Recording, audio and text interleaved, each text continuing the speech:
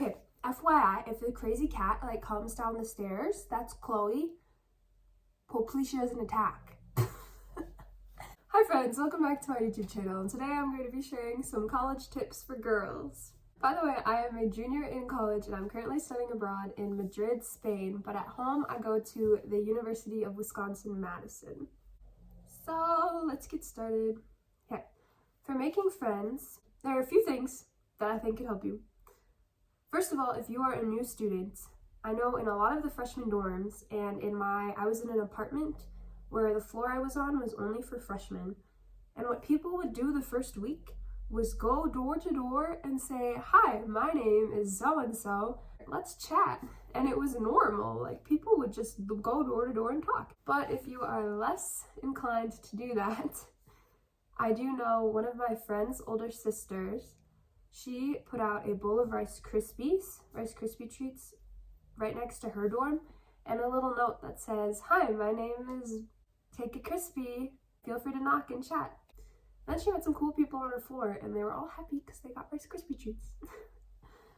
Also, from a Catholic standpoint, going to Mass is the perfect place to meet nice people because after Mass, Catholics love to talk. So people will just gather outside and in the little narthex community area and we'll just chit chat, and you can just go up to random people, and especially the first week everybody's so excited to see each other, so just going to people is like a great way to make friends. Second, I say join a Bible study right away, because that is where you will make some really amazing friends who will help you to grow in virtue and holiness. I have some amazing friends from my Bible study. What I've found is Bible studies actually, especially with women, tend to warp into, let's talk about our problems for a little bit first and then relate them to the gospel. Obviously, we still read the gospel because it's a Bible study. But we do talk about dating issues and being a woman issues and college issues. So just to let y'all know. 3, I'm going to show you my no time hairstyle go-tos in a video right now. Okay, here's my favorite one. Put your hair in a ponytail. Braid it all the way down. And secure it with another one. Second one, split your hair into 2 and put it in a little mini bun on both sides. Most of the hair should still be out. And you braid the rest of it.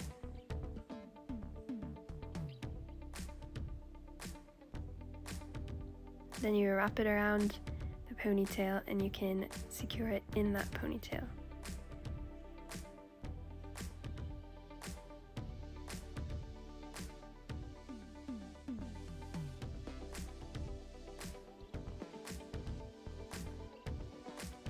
This one looks like Jasmine from Aladdin.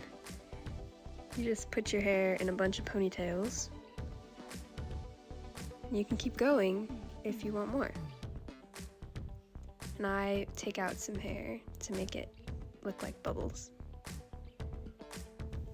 Next one, put your hair in a half up.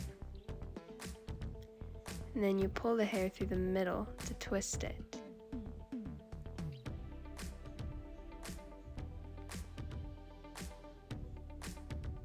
Then at the bottom, you twist all of the hair into a bun.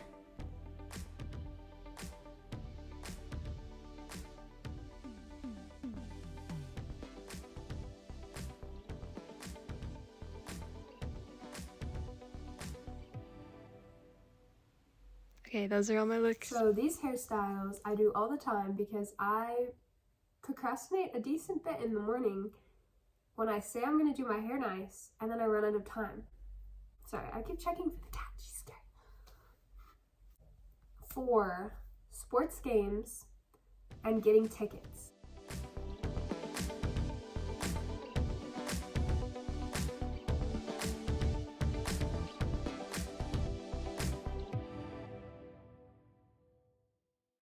This is a huge thing at public colleges and probably private too. This is a huge thing at UW-Madison, I know specifically, especially with men's basketball and football. And there are like these big online queues to get tickets. But if you don't get those, ways you get tickets are from Facebook groups and from GroupMe's. You can ask some friends or upperclassmen to add you, or you can just go onto some Facebook group and say, hey, I'm looking for tickets, or just DM someone who's selling a ticket. But to not get scammed, you have to look up the person's name in the student directory and see if they actually have a WISC email and actually are a student. Finding friends to go with for these games, you can literally just ask people from your class if they're going, or your roommates if they're going. It's not actually that hard to find friends, but just don't be afraid to ask, because people are more than willing to let you come with them in college. It's not like high school where it's as exclusive. People will be fine with it. I found all my friends to go with through my church group. I'm just gonna keep repping the church group, for real. Okay, number 5, partying in college. Okay, my first exposure to partying was in college. And I know a lot of people had their first exposure in high school. I had the opportunities to go to parties in high school from like varsity sports and friends, but I just didn't. And now I've been to a decent amount of parties, like frat parties, then my Catholic parties, my friends' apartments parties. From my experience, none has been as fun as my Catholic parties. Like, Catholics do party.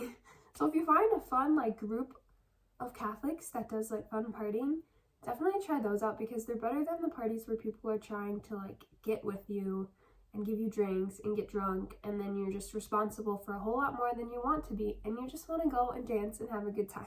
I still go to some occasionally with my roommate who's not part of the church group, and those are still fun when you go with people who you know you won't have to worry about making bad decisions. You can still have fun responsibly. Also, if you do go to any party, do not ever drink any opened drink, ever, unless you know and really trust the person who is giving you an open drink.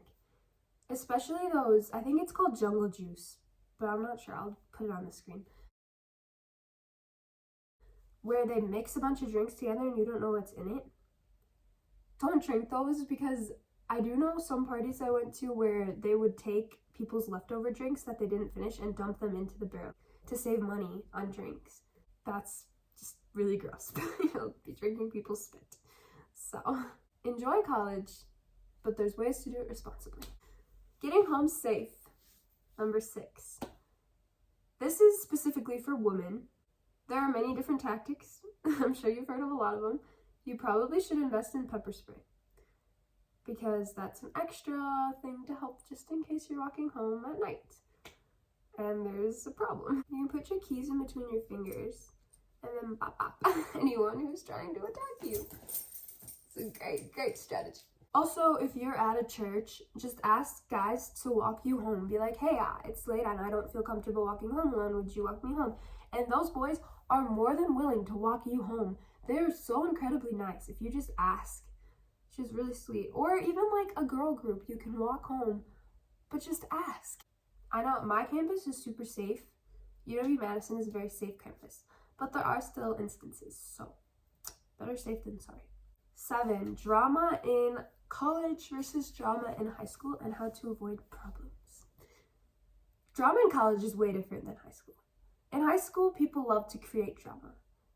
I didn't have super much because my friend group didn't like drama at all, so we didn't gossip about each other, but it does happen. But people don't really care what you do in college. People are generally more supportive. But if you do run into a problem, always just say when something is wrong, because you cannot be mad about something that you say nothing about. That's what I live by. And also, direct communication is always key. There's the I feel statements, if you've heard of those. Those are a great way to tell people what you're feeling in a non-argumentative way. So, for example, just say, I feel hurt when you talk about my best friend in that way. Because then the person knows that they shouldn't be talking about your best friend in a mean way. And they cannot argue with you because it's your feelings, so how are they going to know what you feel? Like, they can't be like, you don't feel that way. So that's a little trick. Room decorations. I have like a lot of Catholic room decorations at home. Here I only have this beautiful, beautiful image. And I have my rosaries and like Catholic books over there. But this is called Jumping for Joy. It's my favorite image ever. You can only get it on Etsy by this one woman who does them. And it's the Visitation with Mary and Elizabeth, and it just makes me so happy. At home, I have these little sticky notes, and I put little encouraging Bible verses on them. And I just put them to a string, and they're on my wall. So anytime I'm stressed, I can just look at them, and then they remind me that everything's gonna be okay. So definitely take time to put room decorations up. Take time to put up pictures of your family and friends from high school, because those will really help you to adjust and to remember your good memories, especially the first couple weeks when it's kind of rough. Planners, number 9. In high school, I never kept a planner. I was awful. I wrote every assignment I had in a different notebook, and then at the end of the day, I would look through them and I'd be like, But in college, you realize that you have a lot of work, a lot more work than high school, so you need a planner. What you should do is only keep one planner in one spot. Doesn't matter if it's one notebook that you have all of your assignments in, one journal that you have all your assignments in, one Google Doc that you have all your assignments in, or one Google Calendar. Just don't put it in a bunch of different places because you will lose things. I have this lovely Google Calendar where I have all of my classes and assignments, and it's all in one spot. Number 10, staying fit in college. I will share some of my favorite workout routines probably in another video, but what I found is I usually don't have super much time to work out in college with like my job and with school. So I normally end up working out 2 or 3 times a week. In Madison, I would run 5 miles every Monday, and then I would do like a lifting or some kind of other workout, like fun workout on the weekend or on like a Friday when I knew I could get to the gym. And there are some really amazing gyms in college that are available to you, so definitely try them out and go with friends because it's fun to go with friends. And then you don't have to worry about like the scary guys that are there who aren't even that scary. Like they don't care that you're there. I love playing tennis. And I love biking and running. And those are my favorite things to do outside that I will just do like any given day because I love them. And so just find things that you love. Like there's plenty of dance classes and workout classes that you can sign up for. That's what I recommend. Here's a clip of me running from today.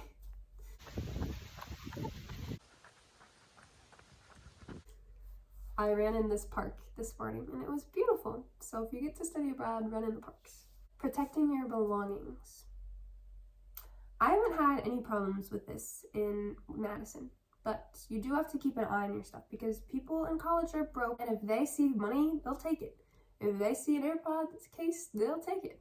I have this little fanny pack thing when I go out, especially in Spain because they're big pickpocketers here, where the inside pouch attached to me is zipped and nobody can get in there without me noticing. Little tricks. I don't really have too many other tips for that. I'm not sure why it's written down on here. You can get luggage locks, but that's kind of a little unnecessary if you're in like a low pickpocketing area. Number 12, dealing with emotions. The first 2 weeks of college were the hardest weeks for me. I left behind my then boyfriend, my best friends from high school, my entire family, and I had never been on my own before. So it was stressful and I didn't know what to do. What helped me is I keep this lovely journal. This is from my aunt. She gave this to me for my birthday. And this is my Spain journal. So I journal a lot and I put my prayers in here too. Prayers is like the best way to deal with emotions ever. If you just start your day with prayer, God will order your day and give you the strength to get through it. But also journaling sometimes is a great way to just write down whatever you want. I have this one journal at home that I put stuff in every 3 months. And I just dump everything that has happened in the past 3 months. And it is so fun to read that thing. Also with friends, especially in a church, we have these little spiritual direction rooms. And my friends and I will always go in there on a daily basis and just talk about like our problems that we're having or our joys that we're having. And it's so beautiful to be able to talk to friends about everything that's going on. And people are generally so supportive. Do not be afraid to talk to your friends because people love talking to each other and it's like a little therapy session. 13, this is like super random. Ta-da! So this is something my one friend told me to do. Honestly, it's really cool. If you keep a different like perfume or body mist for every like monumental moment in your life. So for me, I've only used this in Spain, studying abroad. So now every time I smell this at home, it will bring me all these memories from Spain, and I can associate this smell with Spain. I also have one from my junior year of high school, this lotion that I used every day in junior year, and that will always bring me back to that year and those memories, and like the first COVID, whatever. And then you go through an entire one before you use the next one, so you don't waste. Okay, this is the last one. Dating in college. Oh my goodness. I could tell you a lot about this. So there will be plenty more videos. I'll have my guy friends come in and give you a guy's perspective of dating. Maybe priest Q&A, I don't know, but I will be talking more about this. In summary, you do not need to find your husband in college. And a lot of people probably know this and are watching this video like, duh.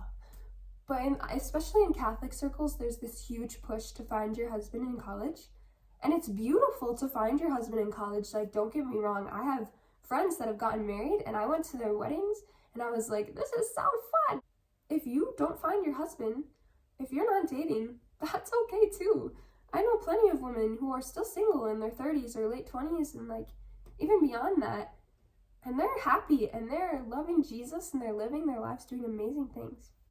I do, however, love the aspect of dating in a Catholic circle compared to a secular one. I know there's a huge push to get married young and in college, but just in general, the dating culture is so nice because it's centered around Jesus and around respecting each other, and you always use the word date. In my Catholic circle, dates are always with a plan. Like, whoever plans it will tell you what you're doing. We'll use the word date, which is so important because then you don't think, oh, we're hanging out. Like, what does hanging out mean? Like, that could be a friend thing. If you want to hang out, say, let's hang out as friends. But if you want to date, use the word date. Very, very important. I went on a lot of dates this past year, and they were all amazing and amazing boys. I'm still single, but I'm loving life right now. And there will be there's so many times where I'm like, oh, I wish I had a boyfriend. But God wants me to prepare myself for him. Me going to Mass and everything, I always have this mindset of, I'm not going to Mass to find my future husband. I'm going to prepare myself for him. I want to be the holiest that I can be so that my husband, who will inevitably like be around the same holiness level as me, will also be super holy. So that's like my goal in prayer and going to Mass, and like when I'm not in a relationship, I'm thinking, well, okay, let's get better and better and better because I want this man to be amazing. Anyway, I hope you all enjoyed this video. I'm a very chaotic person, so I'm sure I had to edit this a lot. But I hope you all have an amazing day, and I'm praying for all of you. See you next time.